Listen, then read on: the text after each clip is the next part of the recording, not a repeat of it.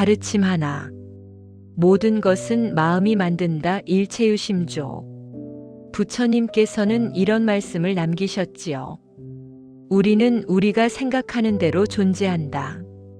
모든 것은 우리의 생각과 함께 일어나고 우리의 생각과 함께 세상을 만든다. 이 말씀은 결국 행복도 불행도 내 마음의 안경에 달려 있다는 뜻입니다.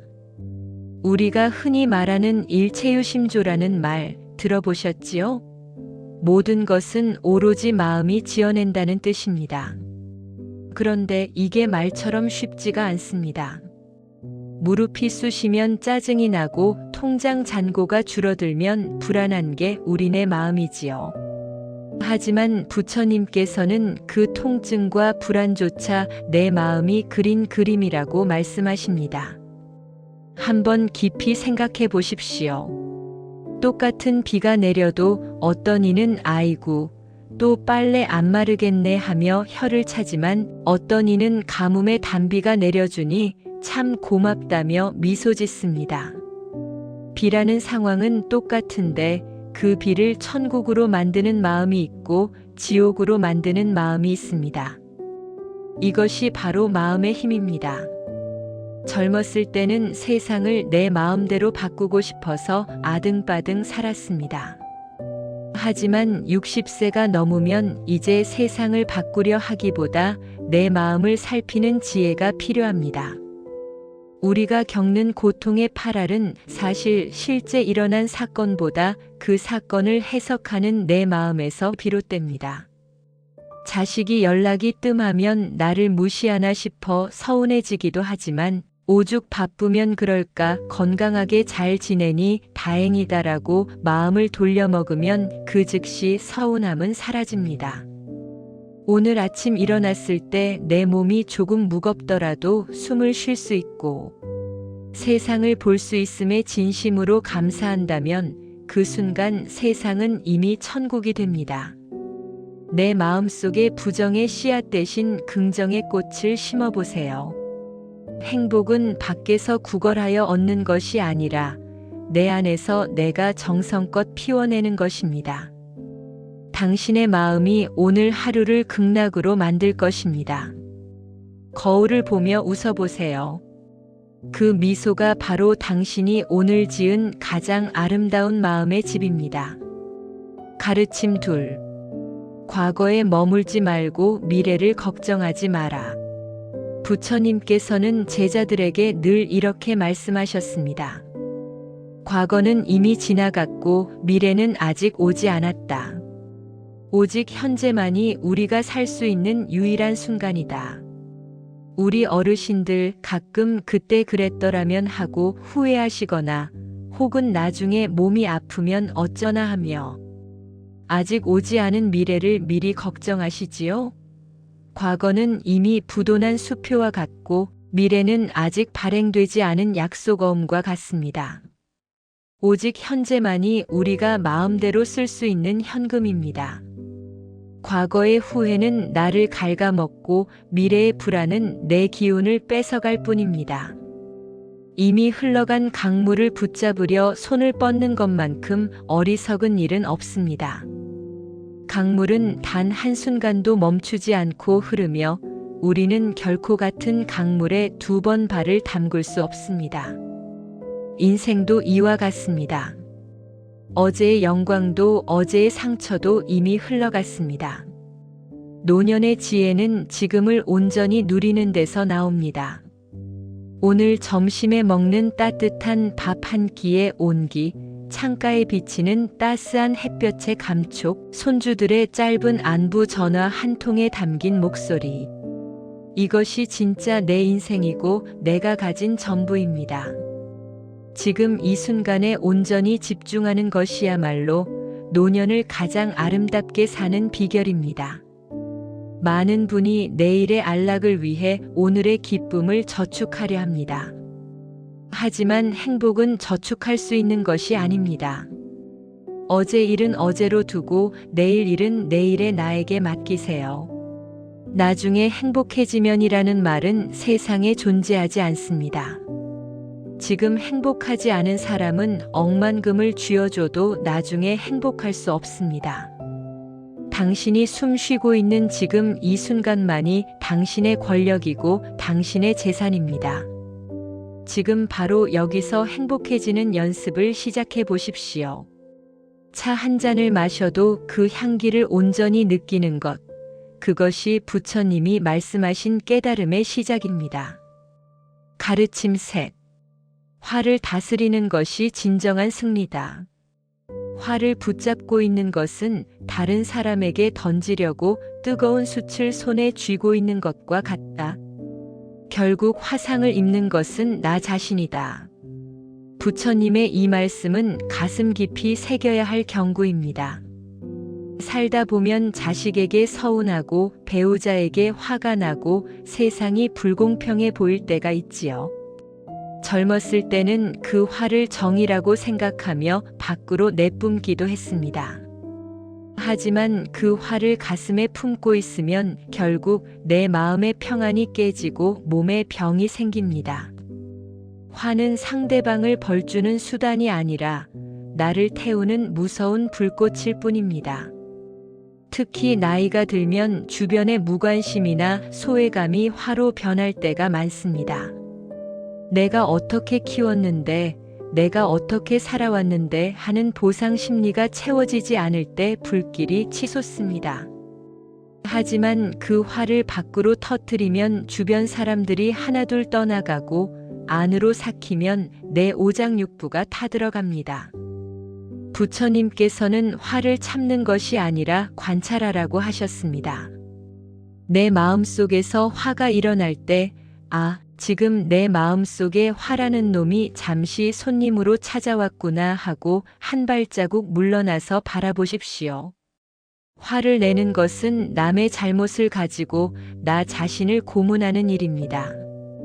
누군가 나를 서운하게 했다면 그럴 수도 있지 하고 흘려보내는 연습을 해야 합니다. 용서는 상대방이 잘해서 하는 게 아니라 내가 살기 위해 하는 것입니다. 내가 편안해지기 위해 상대의 허물을 덮어주는 것이지요. 뜨거운 숯을 손에서 내려놓는 순간 고통은 멈추고 손의 상처는 아물기 시작합니다.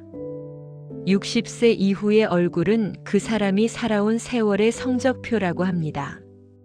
화를 내려놓고 평온을 찾은 사람의 얼굴에는 세상이 줄 수 없는 인자함이 깃듭니다. 마음속 화를 내려놓을 때 비로소 진정한 평화가 찾아옵니다. 가르침 넷. 말 한마디의 무게를 아는 살. 부처님께서는 입안에는 도끼가 들어있어 말을 함부로 함으로써 자신을 찢게 된다고 엄중히 경고하셨습니다. 나이가 들수록 입은 닫고 귀를 열라는 선조들의 지혜가 참으로 깊습니다. 평생 쌓아온 공덕도 잘못 내뱉은 말 한마디로 한순간에 무너질 수 있습니다. 특히 가까운 가족에게 내뱉는 날카로운 말 한마디는 비수가 되어 상대의 가슴에 평생 남습니다. 진실하고 이롭고 듣는 이가 즐거워할 말을 하십시오. 이 세 가지 조건 중 하나라도 충족되지 않는다면 차라리 침묵하는 것이 지혜로운 길입니다.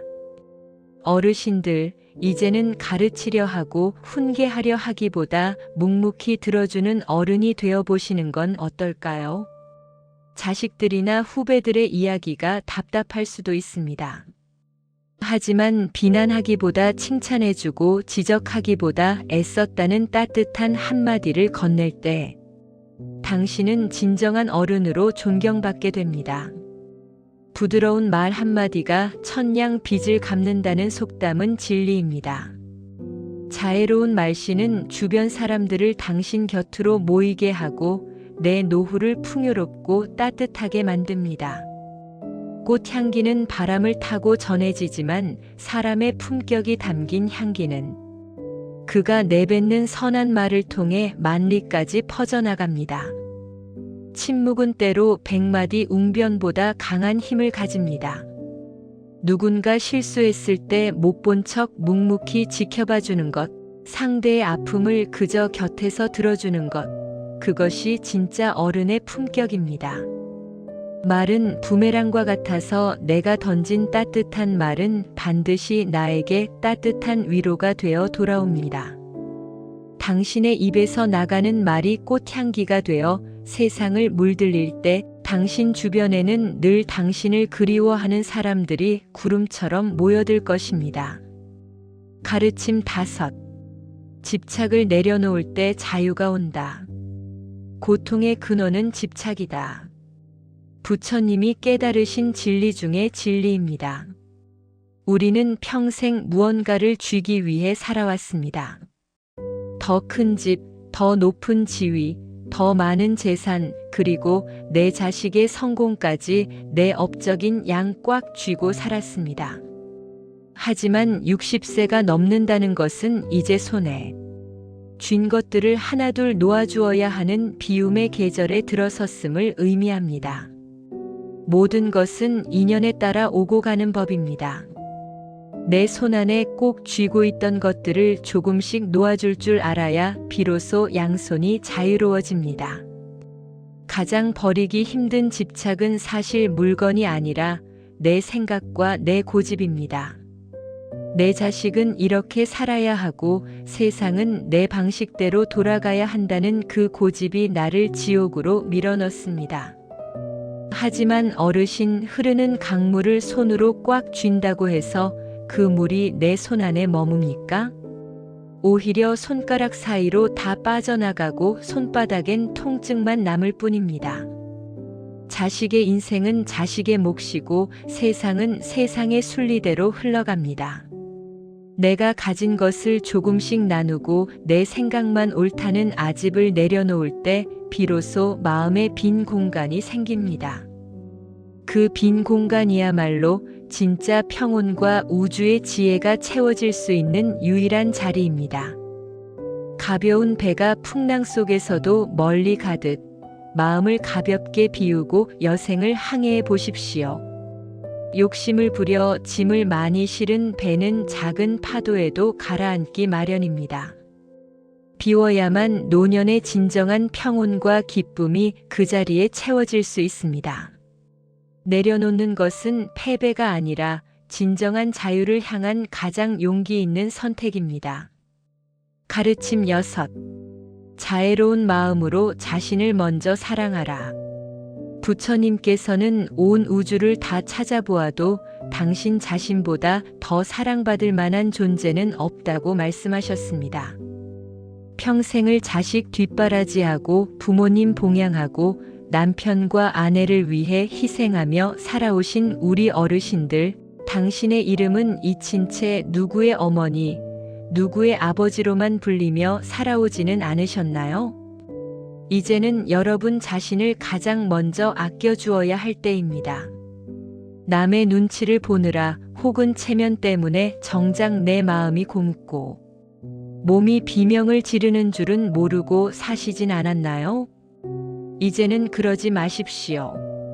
나를 사랑하지 않는 사람은 남도 진정으로 사랑할 수 없습니다. 그것은 사랑이 아니라 집착이나 거래가 되기 쉽기 때문입니다. 스스로에게 참 잘 살았다. 그 모진 풍파 견디느라 정말 고생 많았다라고 말하며 스스로를 따뜻하게 안아주세요. 내가 행복하지 않은데 어떻게 자식에게 진정한 웃음을 줄 수 있겠습니까? 내가 메말라 있는데 어떻게 이웃에게 시원한 물 한 잔을 건넬 여유가 생기겠습니까? 내 몸을 건강하게 돌보는 일에 정성을 다하고 내 마음을 기쁘게 하는 소소한 취미를 찾으세요. 내가 행복해야 내 주변에 밝은 기운이 퍼집니다. 나를 사랑하는 마음이 충만해질 때 당신의 노년은 비로소 누군가에게 의지하는 삶이 아닌 나 자신으로서 당당하게 빛나기 시작할 것입니다. 당신은 존재 자체만으로도 존귀하고 사랑받을 자격이 충분한 사람입니다. 오늘 저녁엔 당신 자신을 위해 가장 맛있는 음식을 대접하고 가장 편안한 휴식을 선물해 보세요. 가르침 7. 인내라는 가장 큰 보석. 부처님은 참는 것이 가장 큰 수행이며 인내는 가장 큰 힘이다라고 하셨습니다. 여기서 인내는 억울함을 꾹꾹 눌러 참아 화병을 만드는 미련함이 아닙니다. 세상의 변화와 세월의 흐름을 달관하여 받아들이는 깊은 지혜를 뜻합니다. 나이가 들면 몸도 예전 같지 않고 세상 소식은 이해하기 힘들며 가까운 이들의 행동도 서운하게 느껴지기 마련입니다. 그럴 때마다 짜증을 내고 좌절하면 결국 내 마음의 평화만 무너집니다. 인내라는 것은 비가 올 때 하늘을 향해 삿대질하며 원망하는 것이 아니라 비가 오는구나, 이 비가 지나면 땅이 굳겠지 하며 조용히 툇마루에 앉아 빗소리를 즐기는 여유입니다.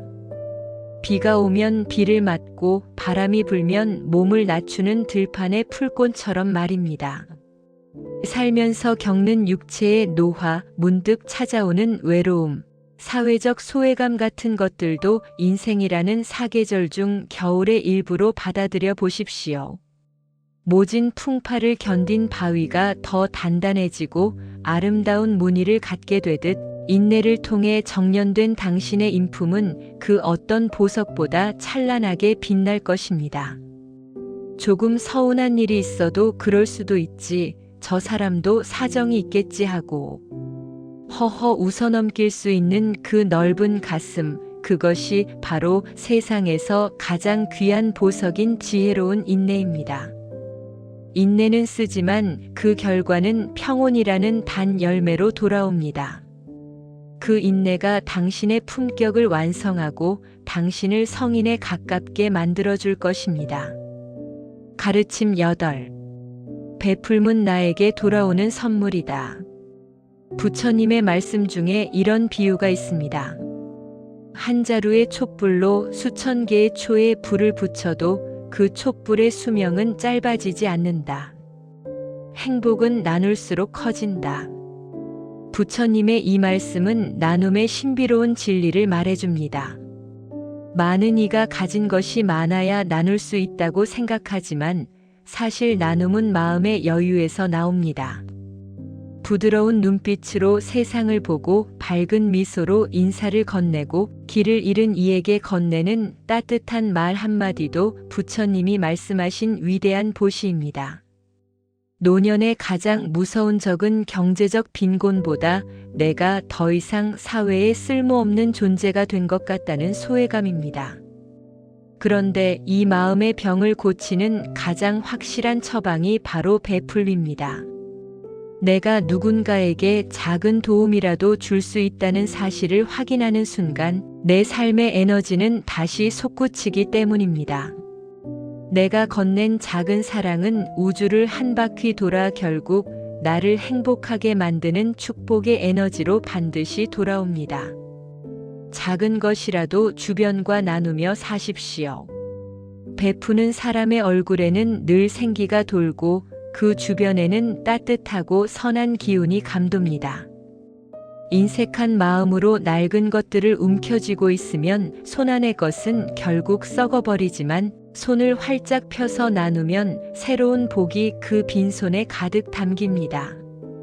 베푸는 삶은 내가 이 세상에 여전히 꼭 필요한 존재임을 스스로 증명하는 길입니다. 나눔을 실천할 때 비로소 우리의 노년은 고귀한 성화처럼 주변을 밝게 비추게 됩니다. 가르침 9. 죽음을 두려워하지 않는 지혜. 부처님께서는 태어난 모든 것은 반드시 사라진다. 변화는 삶의 본질이다라고 가르치셨습니다. 60대를 지나 황혼기에 접어들면 우리는 자연스럽게 생의 마무리에 대해 생각하게 됩니다. 죽음은 무서운 끝이 아니라 고된 하루를 마치고 편안한 잠자리에 드는 것과 같으며 낡은 옷을 벗고 새 옷으로 갈아입는 자연스러운 과정입니다. 겨울이 지나면 봄이 오고 꽃이 지면 열매가 맺히듯 우리 인생도 거대한 자연의 선순환 속에 있음을 깨달아야 합니다. 죽음을 두려워하며 다가올 날을 근심하느라 오늘을 낭비하는 것이야말로 가장 안타까운 일입니다. 진정한 웰다잉은 죽음을 거창하게 준비하는 것이 아니라 오늘 주어진 하루를 정성껏 그리고 친절하게 살아내는 것입니다. 오늘 최선을 다해 사랑하고 원 없이 웃고 매 순간 감사하며 산다면 마지막 순간에 죽음이 찾아와도 후회 없이 손을 흔들 수 있을 것입니다. 잘 사는 것이 곧 잘 죽는 길입니다. 삶의 유한함을 겸허히 인정할 때 역설적으로 오늘이라는 찰나의 선물이 더욱 눈부시게 빛나게 됩니다. 죽음이라는 그림자가 길게 드리울 때 두려워하지 마십시오. 그림자가 있다는 것은 내 뒤에 아직 찬란한 생명의 빛이 강하게 비치고 있다는 확실한 증거입니다. 평온하고 담담한 마음으로 오늘을 충분히 즐기는 것이 죽음이라는 공포를 이기는 가장 큰 지혜입니다. 당신의 삶은 마지막까지 아름다운 완성으로 향하고 있습니다. 가르침 10. 홀로 서되 함께 걷는 지혜. 부처님께서는 무소의 뿔처럼 혼자서 가라고 단호하게 말씀하셨지만 동시에 선한 친구를 사귀는 것은 수행의 전부와 같다고도 하셨습니다. 나이가 들수록 주변 친구들과 가족들이 하나둘 곁을 떠나고 홀로 남겨지는 시간이 점점 많아집니다. 이때 고독을 서러운 외로움으로 받아들이면 마음이 병들지만 고독을 나 자신과 친해지는 소중한 자유로 받아들이면 평온의 극치에 도달합니다. 홀로 있을 때도 당당하고 자기만의 즐거움을 아는 사람은 품격이 느껴집니다. 남에게 내 행복을 맡기지 마십시오. 자식이 잘해줘야 행복하고 친구가 찾아와야 즐겁다면 당신의 행복은 늘 타인의 손에 흔들리게 됩니다. 홀로 서기에 힘을 기르십시오. 하지만 마음의 문을 닫으라는 뜻은 아닙니다. 마음이 통하는 벗들과는 계산 없이 깊은 유대를 나누십시오. 이때 가장 중요한 비결은 상대에게 아무것도 기대하지 않는 것입니다. 내가 이만큼 베풀었으니 너도 나에게 이만큼 해줘야 한다는 보상 심리를 버리는 순간 모든 인간관계는 축복이 됩니다. 홀로 서는 자립의 꼿꼿함과 함께 어우러지는 조화로운 부드러움을 동시에 갖추십시오. 홀로 있을 때는 깊은 산속의 단단한 바위처럼 고요하고 사람들과 함께 있을 때는 만물을 적시는 부드러운 봄바람처럼 조화로운 사람이 되십시오. 이 10가지 부처님의 지혜를 가슴에 품고 남은 여정을 걸어가신다면 여러분의 노년은 그 어떤 보석보다 찬란하고 향기롭게 빛날 것입니다. 당신의 존재 자체가 이미 이 세상을 밝히는 등불입니다. 늘 건강하고 평온하시길 기원합니다.